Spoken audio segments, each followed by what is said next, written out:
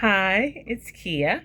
I invite you to read with me. This morning, I will be reading from the New York Times. Canada US trade war escalates as talks collapse. Intense negotiations to stave off new levies by the Trump administration ended in an impasse as Mark Carney suspended talks. U.S. tariffs on Canada and the retaliatory tariffs on the U.S. will come into effect. Picture.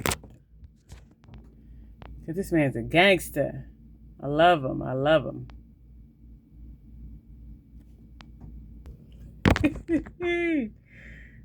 Underneath the photo, it says, Prime Minister Mark Carney of Canada said he suspended the trade talks because the American side introduced last-minute terms that called into question the reliability of any deal. This was published on August 22nd, 26, and it was written by Matina, Stevis, Gridneff, Austen, and Anna Swanson. Crucial trade talks between the United States and Canada to stave off punishing new tariffs by the Trump administration on Canadian goods collapsed late Friday, with Canada saying it would retaliate dollar for dollar. Carney said, ban for ban. We're going ban for ban. Prime Minister Mark Carney of Canada said he had decided to suspend the talks because the American side had introduced last-minute terms that were unfair, uneconomic, and called into question the reliability of any deal. He added that the talks, which had been going on for weeks and had intensified in the past few days, had marked important progress, but had ultimately not been enough to meet our objectives for Canadians.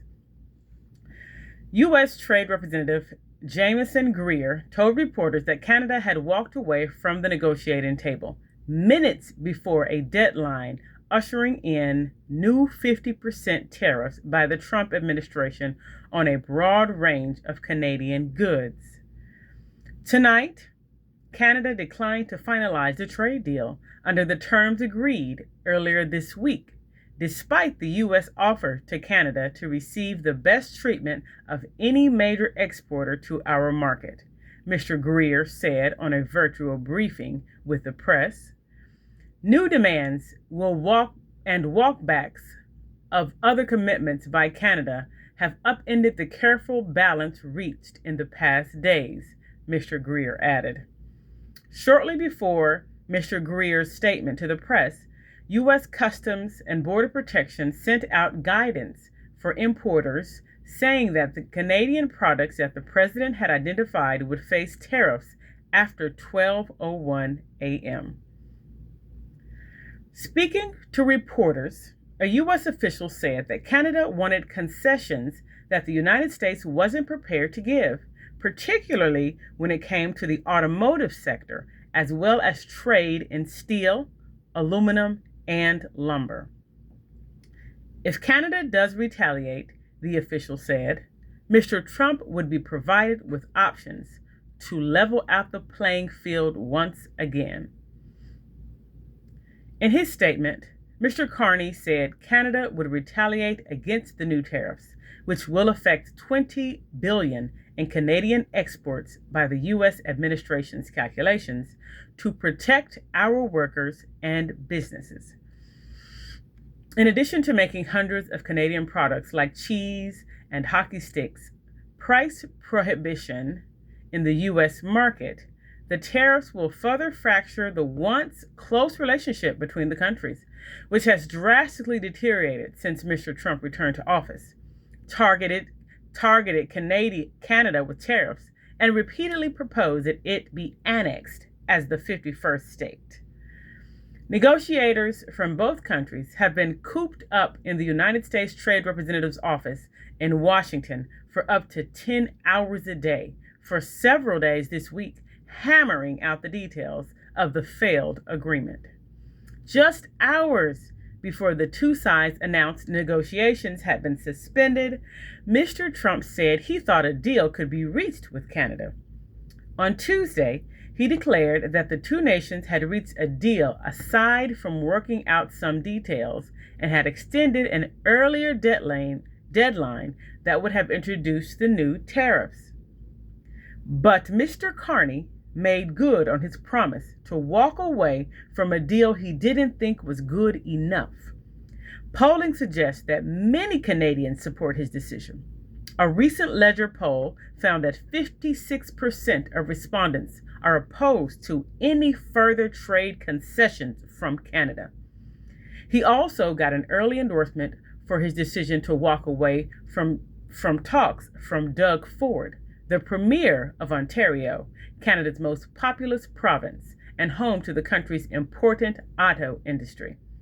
As we fight to protect Canadian sovereignty and economic security, everything needs to be on the table. Ontario is ready to do its part, Mr. Ford said. In addition to fending off the new tariffs, Canada wanted to use the talks to roll back and ideally eliminate tariffs on up to 50% that Mr. Trump has imposed on the country's steel, aluminum, and autos.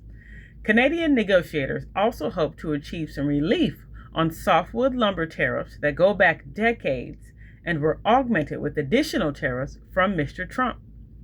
The U.S. said the U.S. side wanted the 8 Canadian provinces that had barred American wine and spirits from their government-owned alcohol distribution systems to end the boycotts, which were brought in last year in response to Mr. Trump's trade attack. It also wanted Canada to drop its retaliatory tariff on American cars and to change how American dairy products are allowed into Canada's tightly controlled market. In the final days of negotiations, it appeared that Canada had become resigned to only succeeding in reducing, not eliminating, the current tariffs. Leading into Friday's talks, several people in both countries briefed on the negotiations described U.S. proposals that still maintain substantial, if lower, tariffs on the two metals and autos. They said that the plan could cut steel and aluminum tariffs to 25% from 50%, but only a limited quantity of Canadian steel will be allowed at that reduced rate, with the balance still facing a 50% tariff.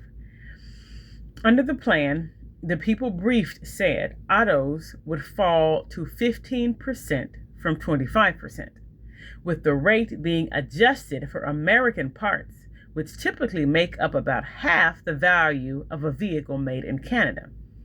Executives and analysts in the auto industry said that would still leave production in Canada unprofitable and likely doom assembly plants in the country. While the Supreme Court struck down most of Mr. Trump's tariffs in February, both last year's tariffs and the new measures against Canada were brought under other trade laws that were not covered by the decision. The legal provision that Mr. Trump has used to impose the new 50% tariffs on Canada, Section 338, stems from a 1930 law and has never been used before. The tariffs could face legal challenges in the coming weeks. The development was bad news for consumers and businesses on both sides of the border, warned Candice Lang, who leads the Canadian Chamber of Commerce. This will be a body blow to North American competitiveness in this self-defeating trade saga, she said.